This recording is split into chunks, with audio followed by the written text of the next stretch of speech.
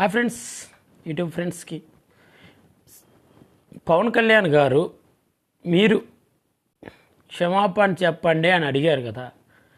TDP వాళ్ళు అంటున్నారు అసలుకి ఎందుకు క్షమాపణ చెప్పాలి మా తప్పు లేకుండా అని.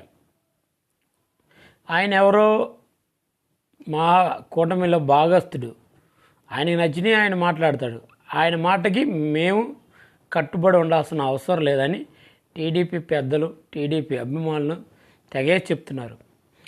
ఆయన కోసం మేము దిగజారాల్సిన అవసరం లేదని టీడీపీ కార్యకర్తలు, నాయకులు కణాఖండిగా చెప్తున్నారు. ఎందువల్లంటే దాన్నో క్షమాపణ చెప్పినామంటే టీడీపీ తప్పు చేసినట్టు అయిపోయింది.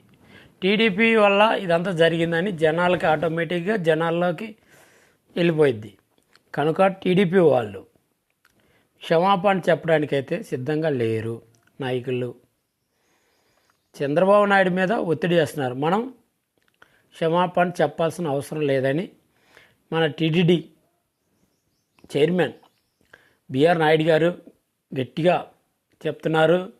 జేఈఓ గారు చెప్తున్నారు. ఇలా ప్రతి ఒక్కరు క్షమాపణ చెప్పామంటే మనం వైసీపీ వాళ్ళకి లోకు అయిపోతాము, వాళ్ళన్ని మాటలకి మనం బాధ్యులు అవుతామని ఉద్దేశంతో క్షమాపణ చెప్పడానికైతే మాత్రం టీడీపీ ప్రభుత్వం సిద్ధంగా అయితే లేదు.